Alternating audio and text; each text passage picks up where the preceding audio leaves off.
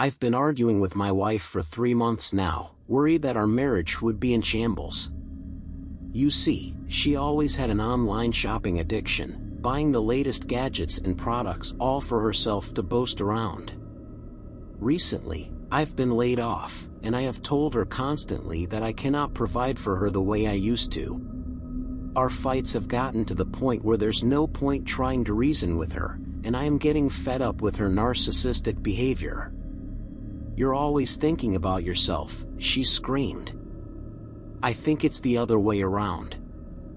I yelled back, my anger boiling over at the injustice of her accusations. "I want you dead. I will have you killed," she threatened me. At the time, I brushed off her words as a heated outburst, thinking that I was stronger than her and that she would eventually come to her senses. But looking back now, I wish I had taken it more seriously. As the days turned into weeks, the tension between us grew steadily worse. My wife's obsession with herself and her material possessions became unbearable. I found myself slipping into a state of despair, feeling as though I was losing not only my job but also the person I had once loved. One evening, after another explosive argument, my wife's rage reached a terrifying peak. Her eyes, once filled with warmth and affection, were now cold and calculating. With an eerie calmness, she whispered, "I know how to get what I want." I recoiled from her chilling words, my heart pounding in my chest. "What are you talking about?" I demanded. She smiled, a twisted grin that sent shivers down my spine. "You'll see." That night, as I lay in bed, haunted by the day's events, I couldn't shake the ominous feeling that something was terribly wrong. The room felt stifling, and the air grew heavy with an unnatural presence. In the darkness, I could see the outline of my wife standing at the foot of the bed, her eyes gleaming with an eerie intensity. "What have you done?" I stammered, my voice trembling. My wife's voice had changed, no longer her own. It was a guttural, inhuman growl that sent a jolt of terror through me. "I've called upon a force greater than you can imagine. It will make you pay for your insolence." With that, she raised her arms, and an otherworldly darkness enveloped the room. A chilling wind swept through, extinguishing the feeble candlelight. My heart raced as I realized that she had unleashed an evil entity to exact her revenge upon me. I tried to escape, to flee from the room, but an invisible force held me in place.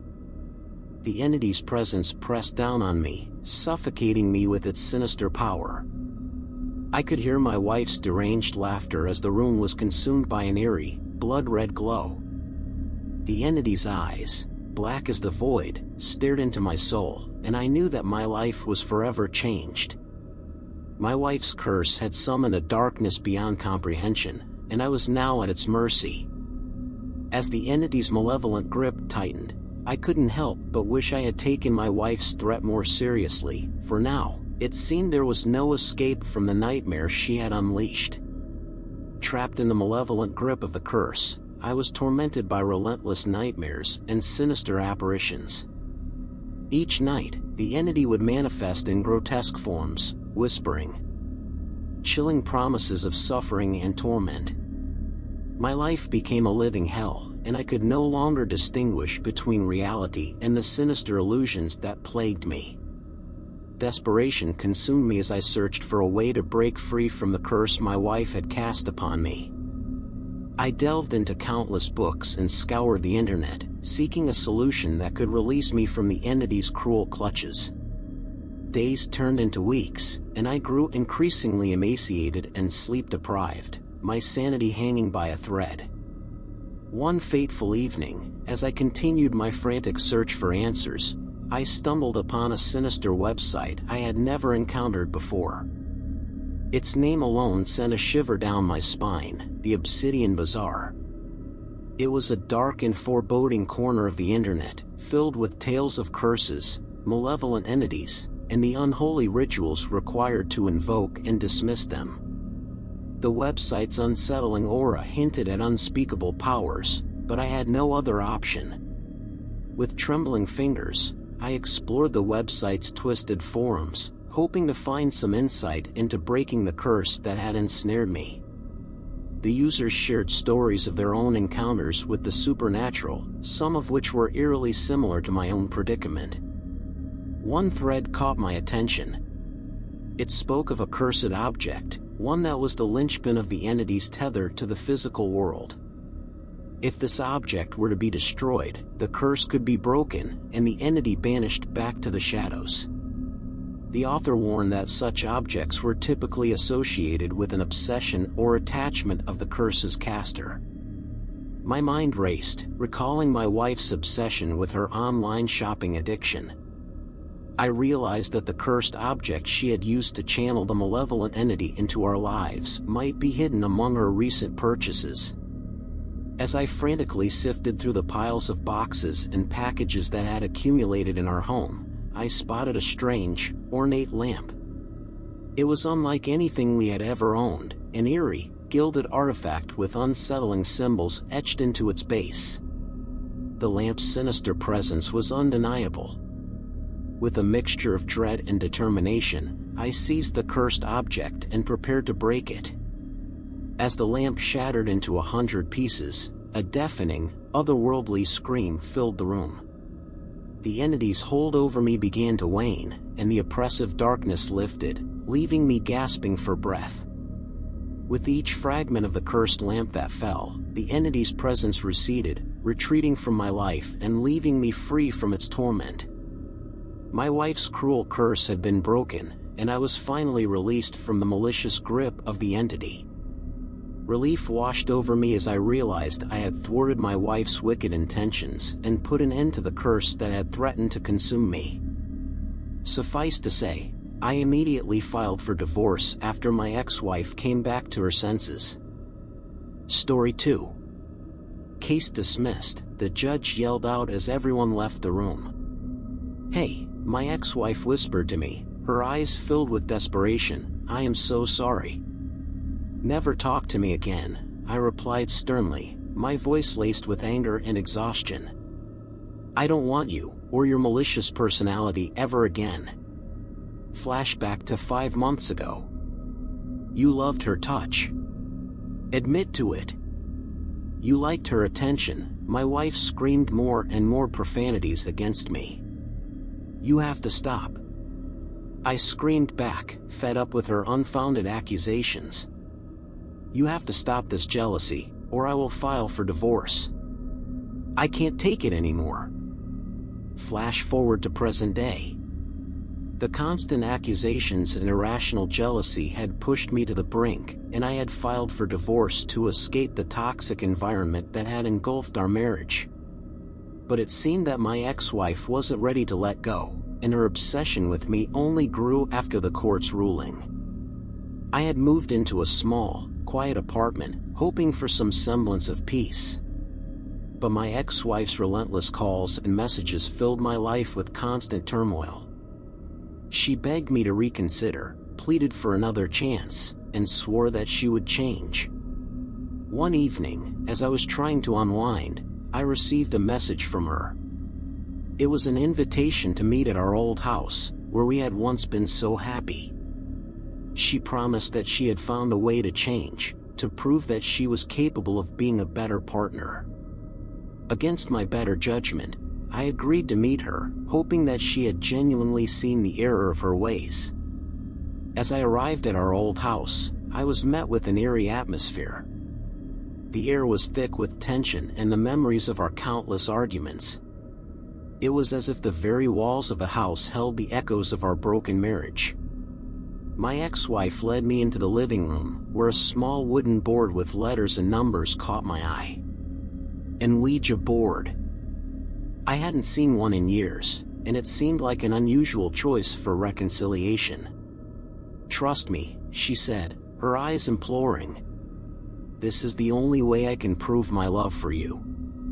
Despite my reservations, I agreed to participate in the Ouija board session, hoping it might finally bring closure to our tumultuous relationship.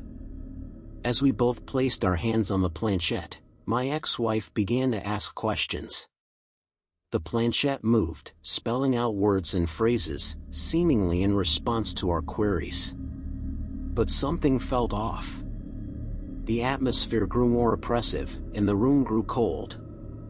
The planchette spelled out messages that seemed to mock our reconciliation attempts, filled with bitterness and resentment. My ex-wife's face twisted with frustration, and she pleaded with the board to prove her love. In a chilling twist, the planchette suddenly moved on its own, spelling out a message that sent shivers down my spine. "You belong to me now," it read. A sudden wave of panic washed over me as I realized that something malevolent had been unleashed through the Ouija board. The room darkened, and the temperature dropped to an unbearable degree. An invisible force seemed to grip us, and I watched in horror as my ex-wife's eyes rolled back in her head, and she began to convulse. Terrified, I tried to pull away, but I was held in place, unable to break free from the sinister entity that had manifested. My ex-wife's screams grew more agonized, and her body contorted in unnatural ways as the malevolent presence within her took control. I watched in helpless horror as my ex-wife's body, under the influence of the entity, levitated above the ground, her eyes now filled with a malevolent, otherworldly light. The room seemed to pulse with dark energy, and I realized that I had made a grave mistake in participating in this twisted attempt at reconciliation. The entity's voice, a sinister, echoing chorus of malice, spoke through my ex-wife's mouth. "You are mine now, forever," it declared. The room filled with a deafening cacophony of unearthly shrieks, and I knew that I had become entangled in a malevolent force beyond my comprehension. My desperate attempt to escape a toxic marriage had led me down a nightmarish path, where my ex-wife's obsession had summoned a darkness that threatened to consume me whole. Story 3. I am tired of my wife's abuse and her physical torments, and I had run away to the main city to find a hotel room. Today was meant to be a day full of laughter and happiness, but it got ruined over my wife's obsession of having it her way. The city offered a welcome escape from the suffocating atmosphere of our home. I had been living in fear, constantly on edge, as her narcissistic tendencies had escalated into physical violence. The emotional turmoil had left me drained and desperate for a taste of freedom. As I checked into the hotel room, I hoped that the distance from my wife would grant me some much-needed respite. However, little did I know that my escape would only serve as a catalyst for her descent into madness. Days turned into weeks, and I began to rebuild my life in the city, far from her toxic influence. I sought therapy and support from friends and family, determined to move on from the nightmare I had endured for so long. But, as the days passed, a sense of unease began to creep over me.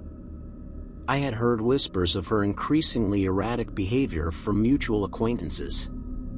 She was spiraling out of control, becoming increasingly isolated and obsessed with regaining control over me. One fateful night, as I lay in my hotel room, my phone buzzed with a series of chilling text messages. They were filled with venomous threats, each more sinister than the last. My heart raced as I realized that she had found me and was determined to assert her dominance over my life. The messages escalated, becoming more unhinged with each passing moment. She vowed that if she couldn't have me, no one else could. The words of her obsession and possession echoed through the texts, sending shivers down my spine. Terrified and desperate, I knew that I had to take action to protect myself from my wife's dangerous fixation. I contacted the authorities and explained the situation, seeking a restraining order to keep her at bay. But my worst fears were realized when I learned that my wife had evaded the restraining order and had discovered my whereabouts. The room I had sought for sanctuary had now become my prison, and I knew that I had to flee once more. As I attempted to make my escape, I was met with a chilling sight. My wife, her eyes glazed with madness, stood outside the hotel, holding a wickedly sharp knife in her hand. Her obsession with having me back had transformed her into a monster, and the malevolent gleam in her eyes was a chilling testament to her descent into madness. With a frantic surge of adrenaline, I ran for my life, but she pursued me relentlessly. The city streets turned into a nightmarish maze of shadows and despair as I desperately tried to elude her. Her obsession had turned her into a relentless serial killer, and she would stop at nothing to regain her control over me. As the sirens wailed and the police descended upon the scene, I realized that my wife's obsession had unleashed a reign of terror upon the city, and I had unwittingly become the target of her murderous rampage. My escape had only driven her to the brink of madness, and the nightmare I had tried to leave behind had followed me into the heart of the city, with no end in sight.